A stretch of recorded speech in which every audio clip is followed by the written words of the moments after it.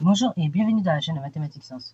Dans cette toute nouvelle vidéo polyprenien en spécialité sciences et vie de la Terre, toujours dans le thème numéro 1, donc la Terre, la vie et l'organisation du vivant, nous allons donc nous intéresser cette fois-ci à une protéine un peu particulière qui a le pouvoir justement d'accélérer certaines réactions de votre corps, à savoir donc tout simplement les enzymes.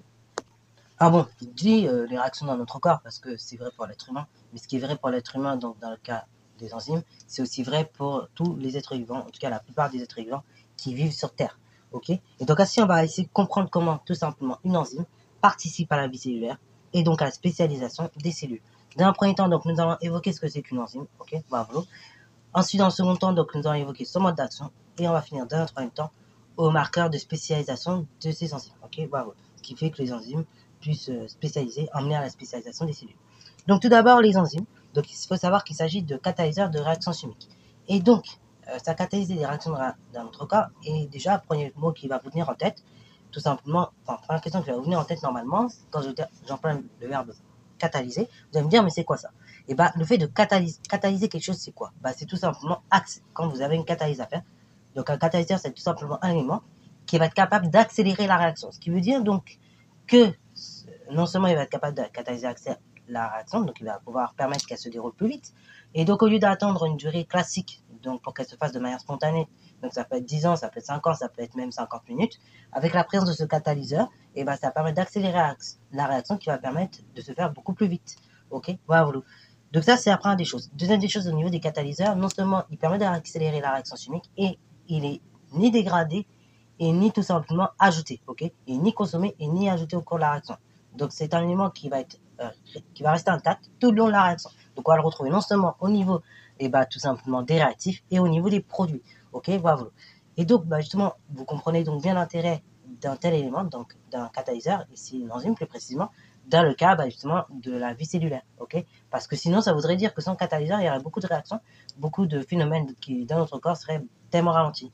Alors bon, ça peut être un phénomène de base, comme j'arrête pas de le dire, enfin, comme je vais pas arrêter de le dire dans la précédente vidéo, qui peut attirer justement à la digestion des aliments. Donc sans enzymes, on n'a fait que vous répéter au collège, mais la digestion serait beaucoup plus longue, on serait autour de 10 ans. Et donc, non seulement sans enzymes, on a une digestion plus longue, mais également sans enzymes dans notre corps, sans catalyseur, et des réactions métaboliques telles que la respiration, la fermentation, ou même dans le cas des végétaux chlorophylliens, donc la photosynthèse, et toutes ces réactions-là qui sont indispensables à nous, êtres vivants, ne pourraient pas se faire. Ok, bravo. Et donc, une enzyme, on va pouvoir justement étudier son activité par justement ce qu'on appelle la vitesse initiale. Ok, bravo. Et donc, la mesure de cette vitesse initiale, tout simplement, elle peut se faire de deux manières.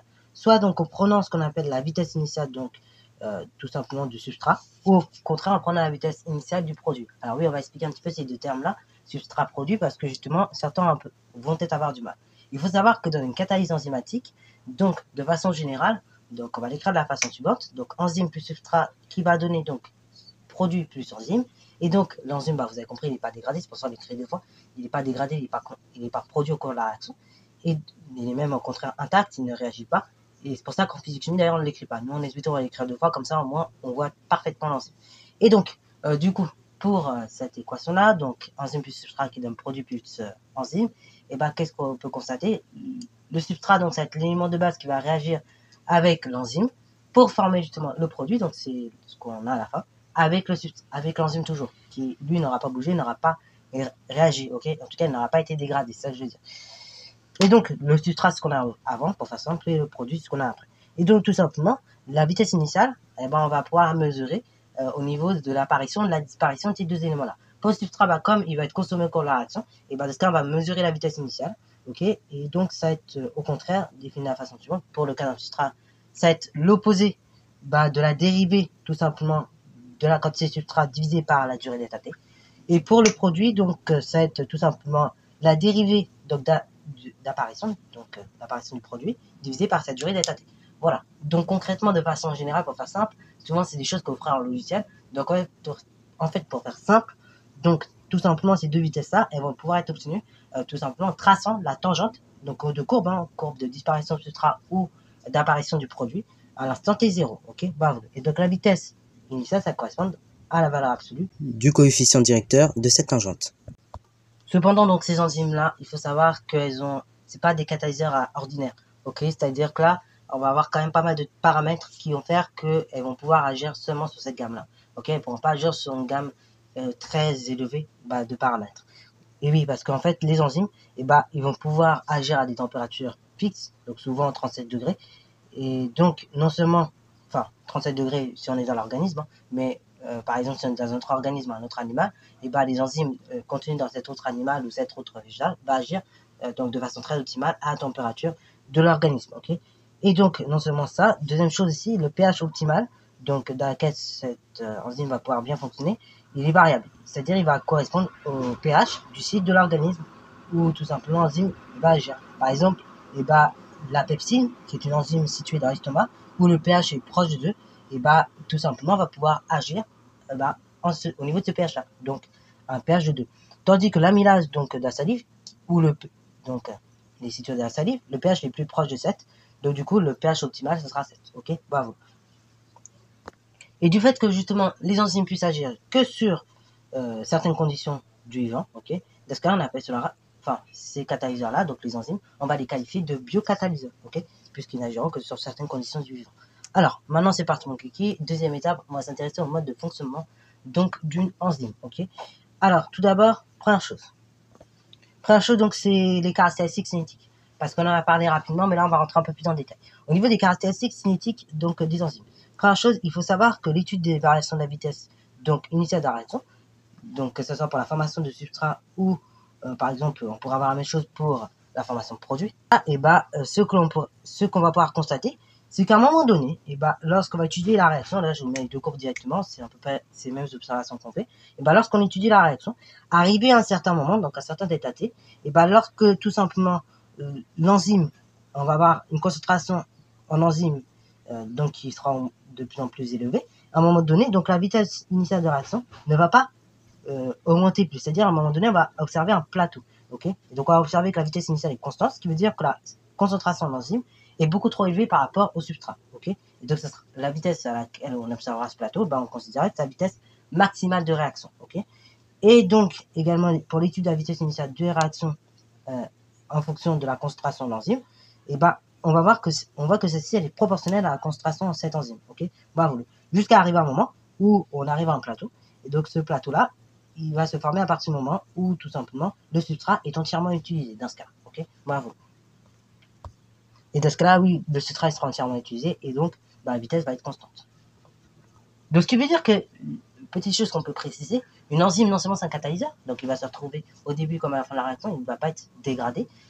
Non seulement, donc, on avait dit qu'une enzyme, c'était également une molécule qui agissait dans certaines conditions du vivant. Ok, deuxième chose. Et donc, cette enzyme-là, elle va agir de sorte à accélérer la réaction chimique. Mais troisième chose aussi à savoir sur l'enzyme, du coup, que l'on peut en déduire, c'est que l'enzyme, par conséquent, elle peut agir à faible concentration. Okay, c'est-à-dire qu'à un moment donné, si la concentration d'enzyme dans ce substrat est trop élevée, concrètement, elle va plus agir cette enzyme. Ok, Et ainsi, donc, ces observations-là vont permettre de mettre en évidence ce qu'on appelle une double spécificité.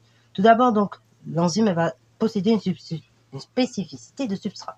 C'est-à-dire qu'une enzyme, va pouvoir seulement transformer un seul type de substrat en un produit. Ok. Mais si donc la molécule est très proche du substrat, l'enzyme ne va plus agir. Ok. Et donc on aura ainsi, comme je dis, spécificité de substrat. Donc c'est-à-dire l'enzyme va agir sur un seul type de substrat. Il va transformer un seul type de substrat pour former un seul type de produit. Et donc c'est pour ça, attention quand on a des mutations, donc au niveau de notre substrat notamment, ou au niveau de l'enzyme, et dans ce cas-là, forcément, le substrat ou l'enzyme ne pourra pas être adapté. Ok. Et la réaction ne va pas pouvoir se faire. Deuxième chose, c'est la spécificité des réactions. C'est-à-dire que les enzymes sont capables d'effectuer qu'un seul type de réaction. Okay, contrairement aux catalyseurs chimiques qui peuvent réaliser, par exemple, plusieurs types de réactions. Donc, on a aussi spécificité de réaction. C'est-à-dire que, comme je l'ai dit, une enzyme, elle va pouvoir transformer un substrat A en un produit B. Okay, et elle ne pourra faire que ce type de réaction-là. Donc, spécificité substrat parce que, encore une fois, on peut utiliser toujours le même substrat. On n'utilisera que ce substrat-là. Okay, et par un autre, l'enzyme utilisera toujours le même substrat et par un autre. Et spécificité tout simplement de réaction parce que l'enzyme ne fera qu'une seule type de réaction et pas une autre. Ok, ce qui est différent des bien évidemment des catalyseurs chimiques. Ok, bravo. Mais vous allez me dire, mais du coup concrètement, pourquoi ça marche comme ça? Et en fait, ce phénomène-là, il va être dû notamment à la structure en fait. Ça va être dû à la structure de l'enzyme et du substrat. Regardez comment ça se passe la réaction entre les deux. Donc, en fait, tout simplement, chose qu'il faut bien capter dans cette partie-là, donc la partie sur tout simplement le mode d'action d'une enzyme, le mode d'action d'une enzyme, tout simplement, une enzyme va agir sur son substrat essentiellement par contact. Et même, je vais préciser, par contact vraiment complémentaire. C'est-à-dire que l'enzyme et son substrat, c'est un peu un système de clé-serrure. Vous allez avoir votre enzyme et votre substrat va se fixer pile sur la serrure, ok. Votre substrat qui sera la clé, du coup, va se fixer pile sur la clé, ok, qui serait tout simplement l'enzyme, ok. Après, une fois qu'on a la bonne fixation, et par conséquent, donc, qu'est-ce qui va se passer? Regardez d'abord la constitution de l'enzyme. Donc, tout simplement, l'enzyme, elle va être constituée de 2 sites, ok. Donc, on a le site de fixation et tout simplement le site où la réaction va se faire, donc le site catalytique. Et ces deux zones-là, donc, vont former le site actif, là où tout simplement, en fait, le substrat va venir se fixer sur l'enzyme. Je vous détaille maintenant la constitution dans quelques secondes de ces deux sites. Donc, le site de fixation, peut-être les barres rouges que je vous ai représentées. Donc, c'est-à-dire, c'est une zone bordée d'acides aminés, donc, qui va permettre la fixation de l'enzyme sur le substrat, ok, voilà, et la fixation de substrat sur l'enzyme. Et on a le site catalytique. Donc là, c'est une zone composée d'acides aminés qui va permettre la réaction de transformation de substrat en produit, ok. Et donc, ce sont des acides aminés catalytiques qui vont permettre cette réaction. Ensuite, donc la réaction se déroule, ok, le substrat va être consommé et il va former donc un produit, ok, un produit qui va se dissocier de l'enzyme et ainsi donc on aura cette fois-ci une enzyme et son produit.